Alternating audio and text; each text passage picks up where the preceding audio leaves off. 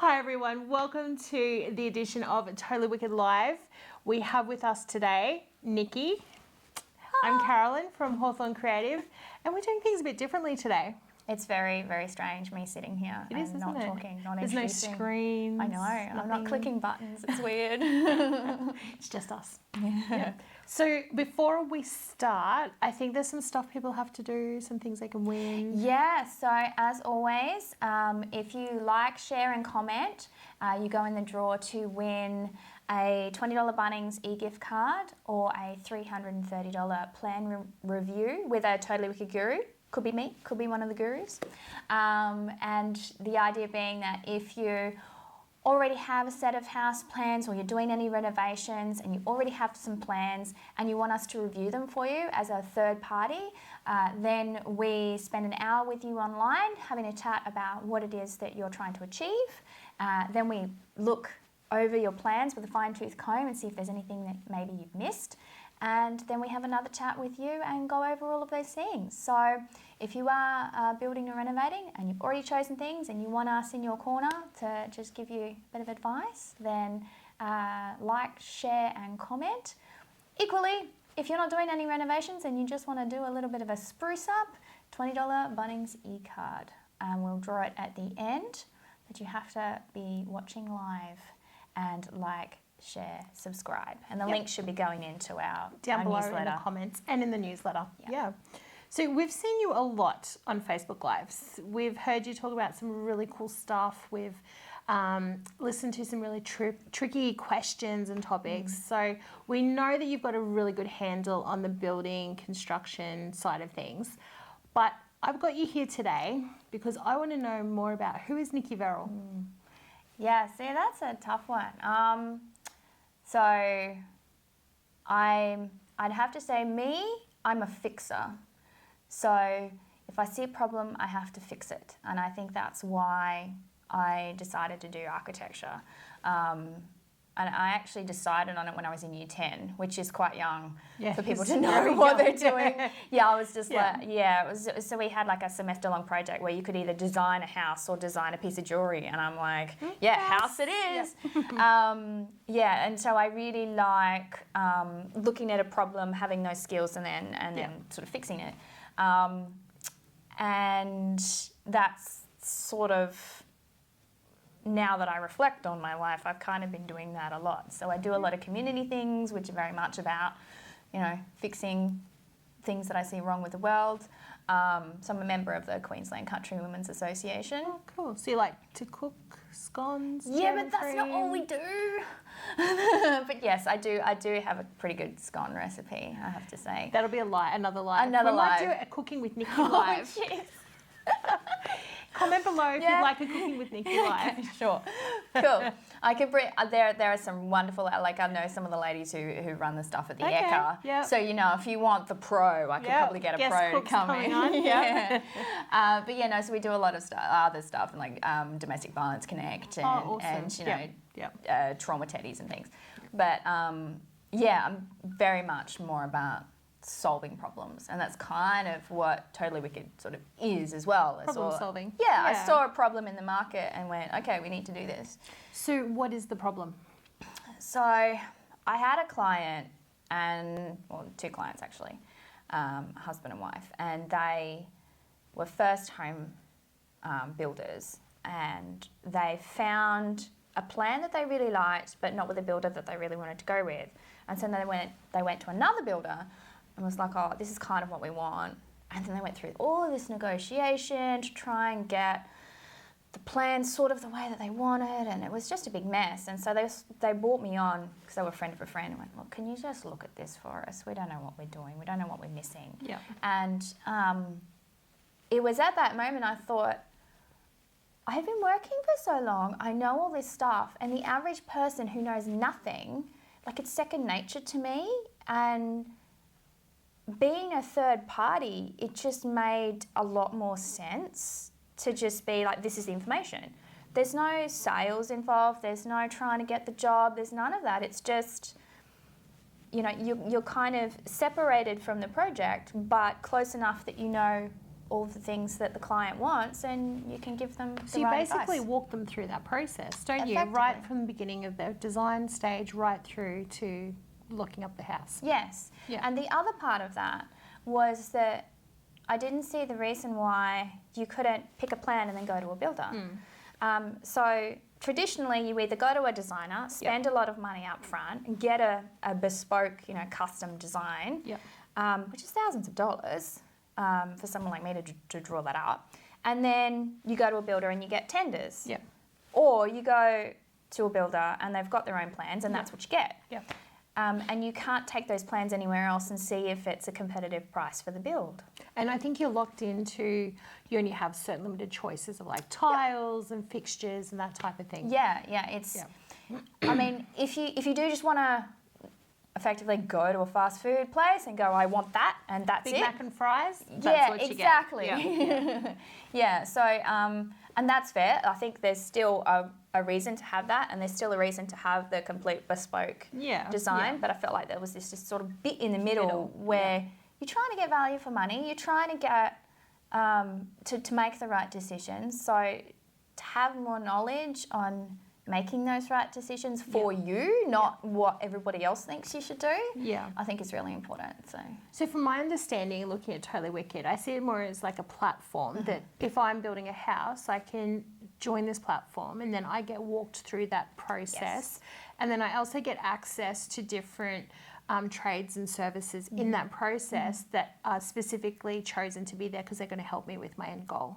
Yeah, absolutely. And the thing is, the way that this is built is it's not just, it's a platform, go and buy a t-shirt. T-shirts coming soon. Along with coffee cups. But it's not just like that. It's, okay, go on, have a look at the t-shirt. If you want to know about it, then we are a person behind the screen who can actually help you, who can discuss with you exactly what you need. One-on-one. Yes. And that's why we have the gurus as well. So every project we have has a different guru, well, not necessarily a different guru, but a guru tailored to you as your project manager who deals with all of that stuff along the way. So I think as an outsider looking in, my biggest bit of advice would be is if you're planning to build, take a moment before you lock in with a builder or a designer and just have a chat. There's no obligation. You're not going to be hit up for money or anything like that or thousands of dollars, but just have that chat, put your feelers out and then make an informed decision, I think, rather than jumping in because it's a great price or you think you might miss out, but finding down the track in that building process that you can't actually get what you want. Exactly. And that's a bit disappointing because you're putting all this money into this build. And the other thing is, like, that's one of the reasons why we did the plan reviews that we're giving away for free tonight. Like, share, subscribe. Yes. So you can actually, we'll put a link in there as well. One of the minions will put a link in there to the actual page that you can purchase it if you don't win. One of the reasons why we put that in there is so, I mean, it's $330 for peace of mind, pretty much. And once it's built, once you sign that contract, it's really hard and expensive to change. So, Get it right before signing. Absolutely. So even if you did just want that little bit of peace of mind and you continue on your merry way, that's perfectly fine.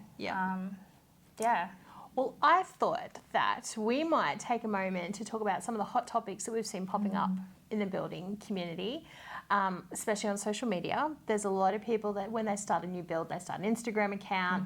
They're very active in the building groups. And it's really interesting to watch the questions that come up. And so I thought, well, I've got Nikki here. I might do some quick fire questions with her and just see where she stands on some of these hot topics. So my first one, and possibly my favourite because we've done so many posts and conversations around it, subway tiles, yay or nay? No, I hate them. Oh, wait, let me think about that for a second. No, I hate them. Not even the pretty fancy ones? No, I just... So, I like clean lines. I like straight edges and not necessarily minimalist, but just clean. And I feel like the more grout you have, the more dirty it is. Yeah, that's a good point. And especially in splashback areas. Yeah, exactly. So I I mean, there have been some instances where I've seen it and it's been beautiful, but yeah, I'm not a big fan. That's actually a really good point. And this is something I think that Totally Wicked can help. So we see subway tiles everywhere. They look brilliant. But when you're actually in your house, if you've got kids or say a hubby that works in trades and your bathroom is fully subway tiled or your kitchen's splashback, trust me when I say that you'll be investing in grout cleanup pretty much on the weekly and then having to clean it or hire someone. So they may look pretty, but the upkeep involved in that is, so that's a really cool point that you've just brought up. There's something that I wouldn't have thought of. I just said, hey, it looks pretty, I want it. And then like 10 years down the track, I'm like, why did I get this up? I think it's a similar sort of thing with things like shower screens. Yeah. If you don't have a decent shower screen that's installed properly or in a nice manner with a decent, what am I searching for, frame, then that frame and the door is just going to look terrible. No matter how good you are at cleaning, it's going to degrade. Yeah. And so I normally prefer wet rooms without things like that, so that it's much easier to less clean. Rust, less like tarnishing, things like that. Exactly. Yeah. Longevity. Okay, here's another one that was also got a lot of discussion, and that is the trend we've seen towards these smaller garages. Like, you look at some of the garages these days and you're like, oh my word, I'd have to be driving like a Mini Cooper to get that thing in there. And I know when I was growing up, we had these nice big double bay garages, you know, we put all the camping gear in there. What's your thoughts on that? Big is better. Yeah. Yeah, absolutely. I mean, I think you can. It's like main bedrooms. Like, you can go a bit too big and then you've just got circulation space and it's a waste. But I think when it comes to garages, 6x6 absolute minimum. If you want to use it as a workshop, I'd add an extra half a metre to that minimum. Yeah. Because let's be honest, people are using them for stuff other than just parking your cars. Yeah. You know? And of course, that comes down to your choice of block too. If you're in a long, narrow block, you might have to lose some of your garage space. But think about it before you sign anything, because these will all be the questions that down the track, you're like, why didn't I get the big garage? And it's really hard to change. Yeah. That it's not the type of thing that it's all internal work, because more often than not, you'll have, an internal entry into your house. Yeah, and from the garage. You can't make it bigger. So yet another area where a Totally Wicked group can help you. So our next one, now this was interesting because I actually hadn't really put much thought into this, but when I thought about it further, I thought, okay, fair point. So kitchen sink, are we going in the island or are we going to go in the actual bench? I did do a video all about kitchens, which you can check out on our YouTube page and our Facebook page, that goes over the triangle. Yep. There's a design triangle, and that's the most important part. But I have to say, you can have a sink in your island if it's one of those sinks that is like an undermount or something like that. Like so the farmer's sink? Yeah, so there's no actual drain. Yeah. And I would normally only do that if you had a really big dishwasher as well. And I would do them as big bowls so that you could actually hide mess in. Yeah.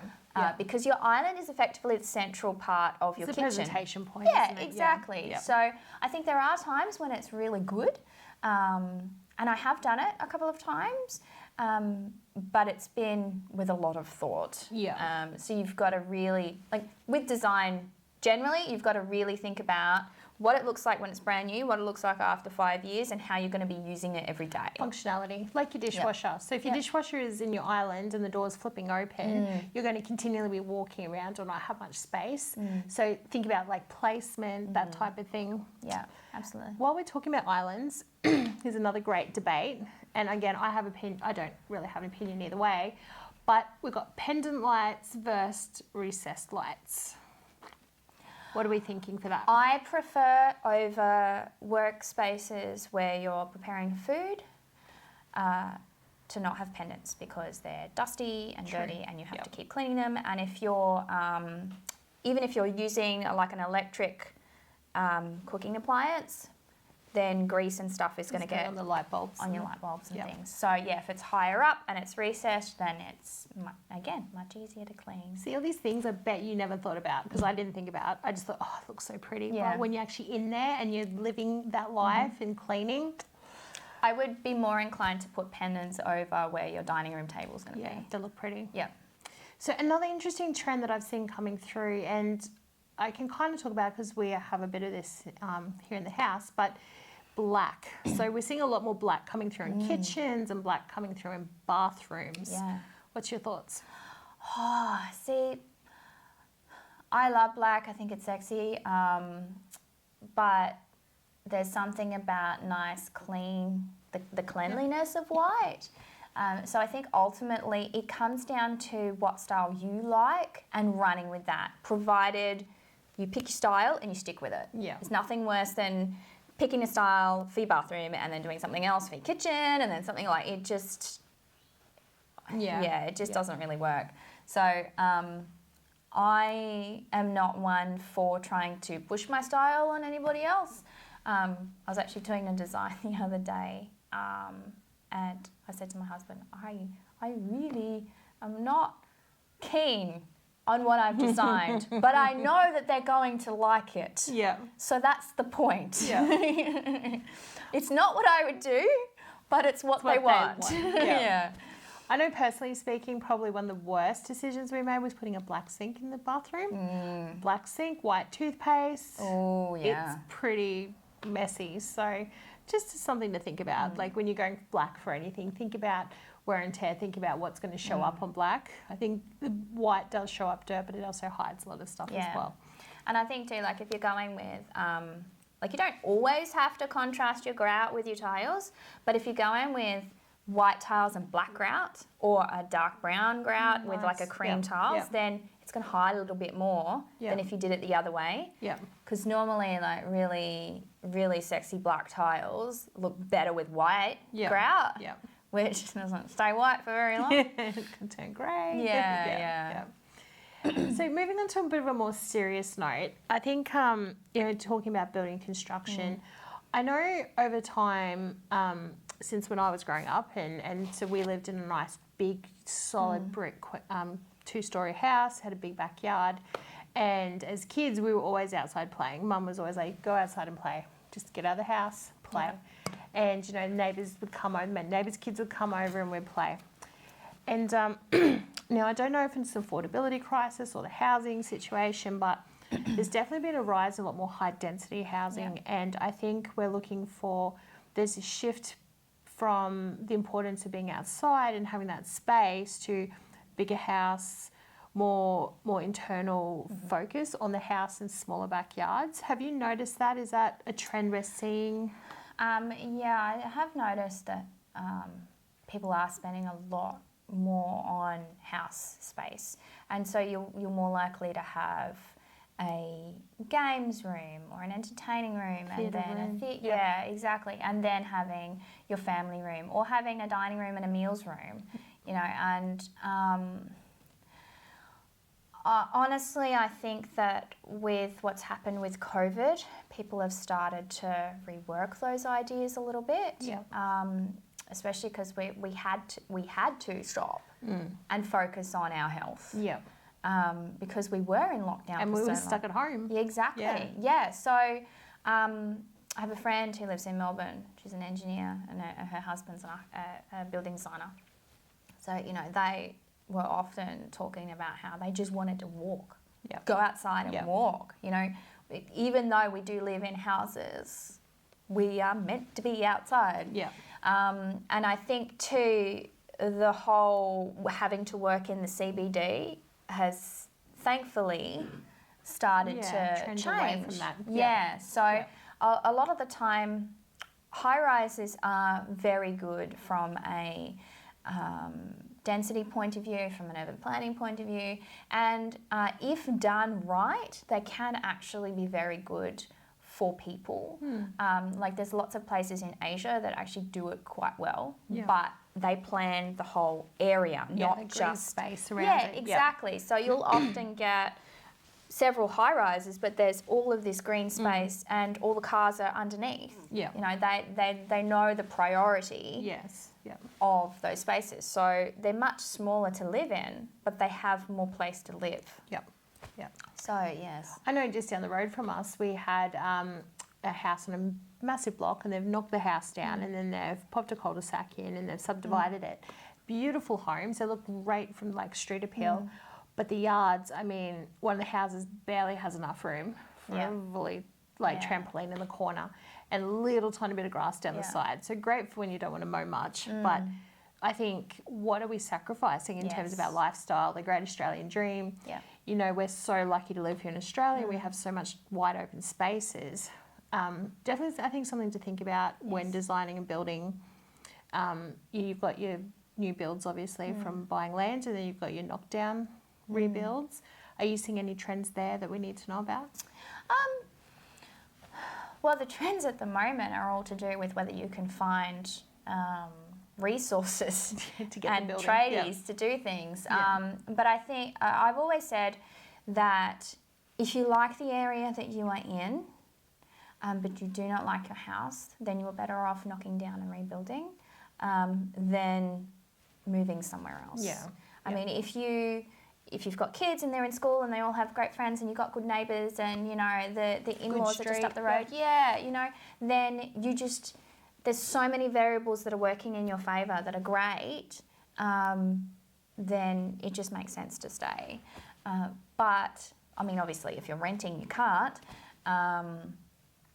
But I think there's so many different things to think about. And I personally would be more inclined to knock down and rebuild, or take the extra 10 to 15 minutes maybe to drive a little bit further away to get a little bit more space than just 450 square metres and, you know, nothing. Got your lifestyle, I guess, versus convenience. Yes. Always great debate. And these are just some of the topics that the Totally Wicked Gurus can talk with you about as well. Things that maybe you hadn't thought about, and helping you frame it long term and make sure that you are making the right decision, and choosing your trades and your services and your suppliers that are going to match that vision as well. So whether you are looking at sustainability, or you're looking for a certain design, or like longevity, there's so many factors to consider in that. Yes, and if you do call us and say, hey, we're looking for a designer, and then we go, okay, you can actually search for people who specialise in sustainability or whatever, but you're better off talking to us, and then we'll get exactly who could best fit your needs. It could fit you. And it comes down to location as well. I mean, you know, you don't want someone out at Ipswich who's got who knows the area of Ipswich really well, trying to build you something in the Gold Coast. Yeah, absolutely. Well, it's been so great chatting to you, Nikki, and I've learned a lot, and it's been really good to be able to, I think, just share with people like our opinions a bit about this stuff that we see floating around. But I just wanted to finish with just finding out a little bit about what's the future of Totally Wicked. Oh, so many things. So this year we're going to be building a lot of our content because there's so much stuff that we need to know. So it'll just be delivering as much information as we can to you guys, so you can ask the right questions, and expanding our help base so that you can then, you know, if you want help deciphering your contracts, your quotes, things like that. Again, you know, you don't have to come to us to get your build. We can help you if you've already done it. And sort of more of that third-party project management. But it's mostly going to be about, you know, helping people and getting the content out there. So if there's anything you really, really want to know about and you're struggling with, then ask us, and we'll create the content for it. I mean, I keep saying to you, there's so much stuff in here. Just getting it out. What do you want to know? Look, there it is. So remember, it's not about us selling to you. We're advocating for you, and we're equipping you with the skills and the information you need to make the best decision possible when it comes to your build or renovation. So think of us, Nikki, you know, as a Third resource, party. that you can access. You know, save yourself on the Google, save yourself from, you know, the referrals around the barbecue. Come to someone that has the experience, that has lived it, has walked it, you know, has built many houses, has been in the industry for a long time, and has that experience. Yeah. Well, thank you, Nikki. Thank you. It's been so weird sitting on this side. Don't forget to like, share, and subscribe. You can go in the draw to win the plan review. Yes, so $330 plan review. So that's an hour of online chat with one of our gurus about what you need in your house. We'll review your plans, and then we'll do another 1 hour online meeting with you to discuss it, and then the $20 Bunnings gift voucher. So we're going to pop the name of the winner down below in the comments, so keep an eye out below. We're just going through all the likes and shares now, and so that's happening. So while we're winding up, we're just picking a winner, and congratulations to whoever it is that's being picked. Just hang around.